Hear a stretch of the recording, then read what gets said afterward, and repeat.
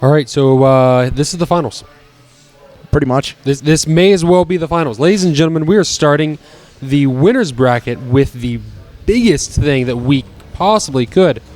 Beginning here on Outer Zim Stronghold Tournament Edition. In the top left corner is going to be our Red Zerg, who we have seen crush with dominance before and try out some rather interesting play that has or has not gone for him.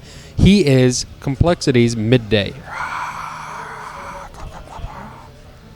His opponent in the top right-hand corner from Clarity Gaming, the dominating Protoss of Edmonton since pretty much 2011. He is Saravati. So yeah, this is widely regarded as what's probably the two best here in Edmonton already matching up. Hands down, best players in Edmonton. Yeah, I mean, it just, yeah. Saravati being a top 16 Grandmaster roughly, and Midday being a pretty active Grandmaster on himself too.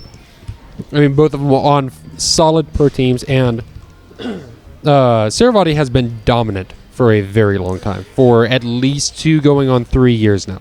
Yeah, and the funny thing is he actually has not all that much publicity too behind him. The only real tournaments that he's won outside of the Edmonton local lands is actually King of the Prairies, as well as King of the Alienware. There's an Alienware arena where he really got noticed, and he's pointed out, he's noticed, he's seen, but he's not really taken of note. It's not like, well, that probe getting worn down a little bit. A couple of drones taking some sneaky punches in. Oh no, he also won a local, or not a local, an invitational for the breakout, and that was actually $1,000 reward for first place too. That he just swept pretty much. And on the opposite end, Midday, our Zerg, we're talking about Saravati and scrolling over our Zerg. I'm now talking about the Zerg scrolling over the Protoss. But Midday is he's been an Edmonton staple. He's started here in Edmonton, and he now lives in Victoria, which is way over, for those who don't know, by Vancouver. Just safe to say it's near Vancouver. But he's back here in Edmonton for the holidays. He's back for the tournament, and he started off like silver gold-ish, and just drilled and learned and practiced, and has gotten to the point now where he is on Complexity. He is practicing among the pros. He's not, I would say, a super competitive tier, but he wants to be in WCS, and really he has the ability to be there. Yeah, both these players are actually probably one of the will probably be major breakout players. Saravati has a bit more success than Midday, but Midday is also kind of a diamond in the rough as it speaks right now. Mm-hmm. But actually, something that's really weird that's going on is Midday didn't take the natural over his natural third, right? Natural, but he actually took his third as his natural. I'm not exactly sure if he might be going for a timing attack or not. I really don't think it'd work out on this map just because of the way that Protoss is able to block off. But I'm actually pretty interested why he's not taking the actual proper natural. I honestly think the big thing was he was worried about some kind of a proxy Oracle play going on, and he said, well, I'll just go ahead and take this one out here. I'm going to take it eventually, so I'll just play it safe, snag this, get it secured, be ready for any defense against an attack, make our expense, and then defense it. And then he'll look to this one where, after he's confirmed whether or not shenanigans may be happening, he can safely just say, okay, well, I can just drop back here, as now he's looking to do scouting just in case. Yeah, he was afraid that Saravati was going to have this, a bullseye right where this hatchery is going down. But even then, I still think that with proper creep spread connecting both the natural, the main and the natural, I still think that just having 2 to 3 queens would still be able to hold it off fairly well. Probably. We'll have to ask him, after the series is done, why in Game 1 he did do that. And Saravati he's interested in the fact. He wasn't expecting it. He does scout the hatchery. No big deal. He also sees a lot of Zerglings, as there are now 14 out in the field. 7 larvae spin on that. And his Stargate is actually done, but I'm actually just waiting to see what his first initial unit's going to be. I'm interested to see if he's just going to be going Phoenixes or if he's going to be going Oracle. And considering the rally, he actually does make an Oracle. Alrighty, he's just going straight in, and he's not going to go for the third, which, like you said, may be a little more exposed. He's just going to go right into the main with that. Roach Warren goes down. No spores look like they could be coming in yet. And we do have queens that could be creep spreading a little bit, but I don't know. His Oracle looks like he could be doing some pretty good damage. Yeah, I think he's just banking energy just so he can transfuse if need be.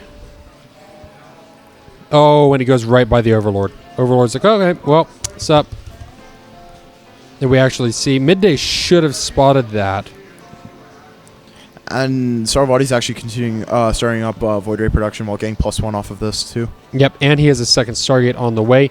Evo Chamber is down, and en route he does see the Stargate, the second Stargate. I'm just following his. And now as the Oracle comes in, he has one queen there. And the Oracle here with 5 kills, counting up 6. That's 7. And it does slip out, 52 health. Easy peasy.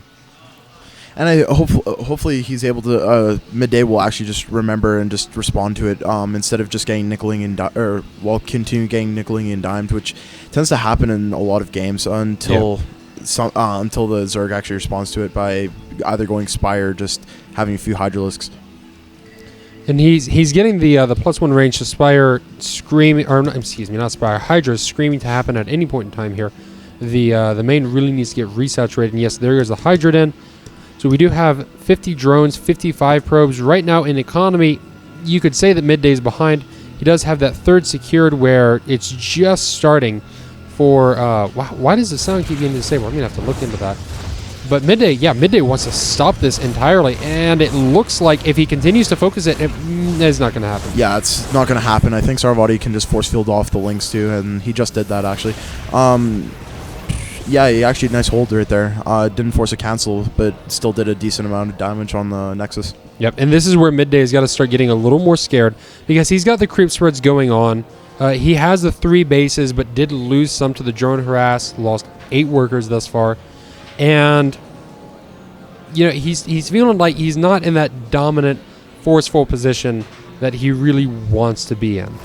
Yeah, for sure. And another thing that's kind of weird is he's not even started his 4th base yet, even though he's aware that the 3rd base is nearly done. We really need to get just like a Spore Crawler right back here. Yeah, for sure. I mean, there is one in the middle of his mineral line, but anyway. So Hydra's out in the field. We do have Groove Spines, of course, getting close to finishing, and a Nidus Worm is being constructed. So now we start to look, where does Midday have vision? All of nowhere. Oh, and did Saravati see that?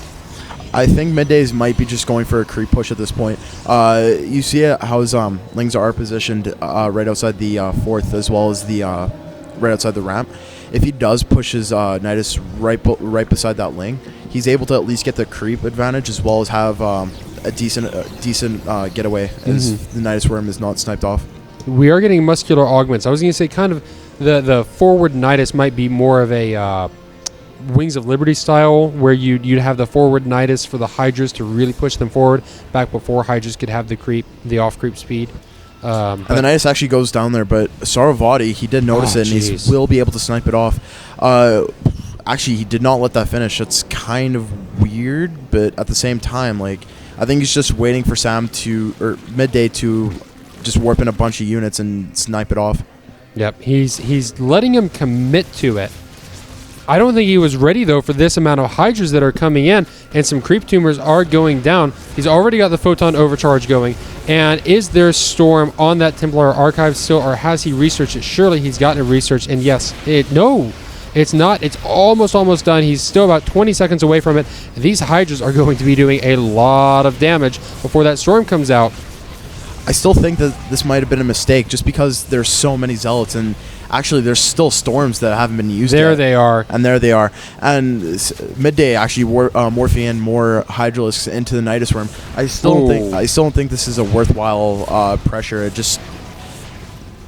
Well, Midday's still pushing forward. Now he's finally retreating back in, and just about every unit will make it through, so he can go ahead and just dump those out of the Nidus network if he feels like it. Interesting choice. Not sure if I fully agree with the idea to drop it where he did. It is good to have that creep tumor that now is going to be spreading all the more.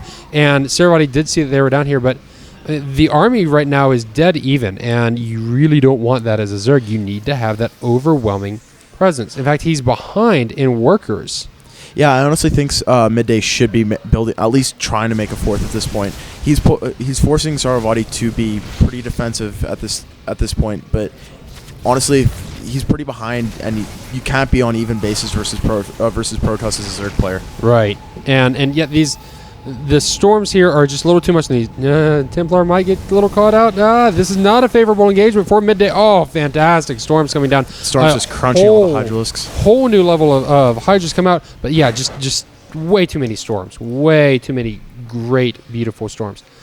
So that's going to stop. That's going to start game 1 in this. But we still need to figure out where the rest are going to go. We're waiting on a map decision, and we will be right back.